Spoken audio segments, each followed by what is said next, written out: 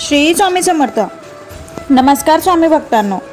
भगवान श्रीकृष्ण म्हणाले, हे उद्धवा, माणसाच्या शरीराला जेवढी पीडा दृष्टांचा मर्मभेदी कठोर वागण्याची होते, तेवढी मर्मभेदी बाणांनीही होत नाही.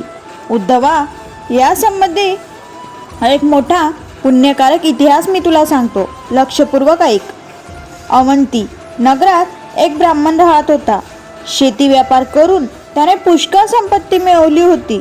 तो अतिशय कंजूस, कामी, लोभी आणि रागीट होता. त्याने आपले जाती बांधव किंवा अतिथी यांना कधी गोड शब्दांनी सुकविले नाही. मग खाऊ पिऊ घालण्याची गोष्ट तर दूरच, कधी धर्म कर्म न होणाऱ्या घरात तो राहत असे आणि योग्य सुखोपभोगाने आपल्या स्वतःलाही सुखी करत नसे. त्याचा कंजूसपणा आणि वाईट स्वभावामुळे त्याचे पुत्र, कन्या, बंधू, नौकर, पत्नी इत्यादी सर्वजण दुःखी असत. त्यामुळे ते त्यांच्या मनाला बरे वाटेल असे काहीही करत नसत. इहलोक आणि परलोक अशा दोहोंनाही मुकलेल्या व यशासारखी धनाची केवळ राखण करणाऱ्या त्याच्यावर धर्मकर्माच्या अभावी पंचमहायज्ञाच्या देवता रागावल्या.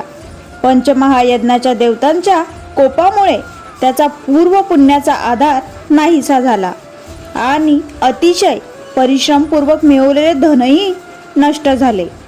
त्या अधम ब्राह्मणाने काही धन त्याच्या कुटुंबियांना घेतले, काही धन चोरांनी लुटले, काही दैवी कोपाने नष्ट झाले आणि उरले सुरले धन राजाने काढून घेतले. अशा प्रकारे त्याची सर्व संपत्ती निघून गेली. त्याने धर्म जोडला नाही, सुखोपभोग घेतला नाही. इकडे त्याच्या सोयऱ्याने सुद्धा पाठ फिरवली. आता त्याला भयानक चिंतेने घेरले. धन नाहीसे झाल्यामुळे सतत त्याच काळजीने त्याच्या मनात खेद उत्पन्न झाला. अश्रूमुळे त्याचा गळा दाटून आला. परंतु यामुळेच त्याच्या मनात संसाराबद्दल उत्कट वैराग्य उत्पन्न झाले. आता ब्राह्मण मनात म्हणू लागला की अरे रे, मी आजपर्यंत स्वतःला व्यर्थच कष्ट दिले. जे धन मिळवण्यासाठी मी कठीण परिश्रम केले, त्याने ना धर्म साधला ना सुखोपभोग. कंजूस माणसाला धनापासून बहुधा कधीच सुख मिळत नाही. या लोकी तो धन मिळवतो आणि त्याच्या रक्षणाच्या चिंतेने कष्टी होतो आणि मेल्यावर धर्म न केल्यामुळे नरकात जातो. जो मनुष्य देव, ऋषी, पितर, प्राणी, बांधव, कुटुंबीय आणि धनाचे दुसरे भागीदार यांना त्यांचा हिस्सा देत नाही किंवा स्वतःही उपभोग घेत नाही, तो धनाचे रक्षण करणाऱ्या यशाप्रमाणे अधोगतीला जातो. एके दिवशी त्या ब्राह्मणाला आत्म साक्षात्कार झाला. त्याच्या मनात विचार आला, सर्वदेव स्वरूप भगवान श्रीहरी माझ्यावर प्रसन्न झाले, म्हणून तर त्यांनी मला हा दशेला आणून वैराग्य दिले. वैराग्य आत्माला संसार सागरातून पार करणारे नाव आहे.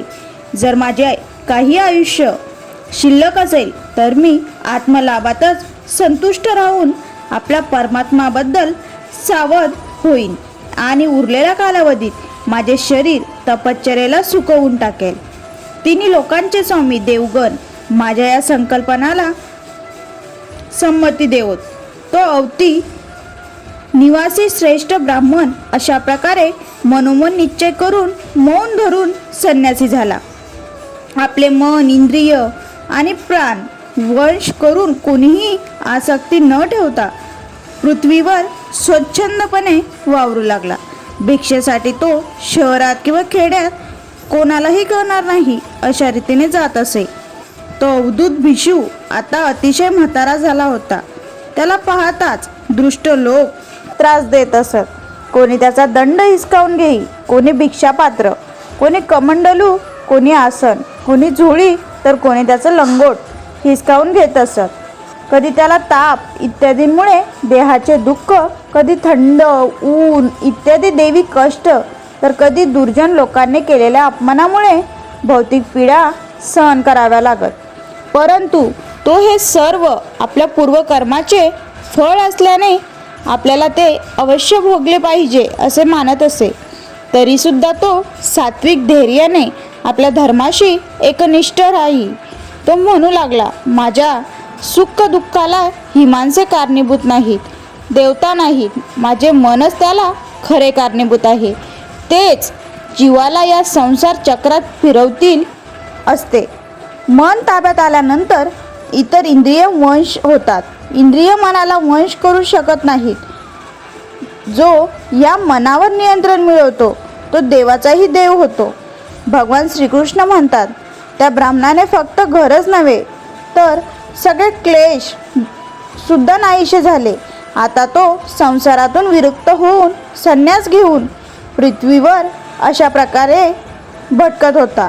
त्याला दृष्टाने पुष्कळ त्रास दिला तरीसुद्धा तो आपल्या धर्मापासून जराही विचलित झाला नाही.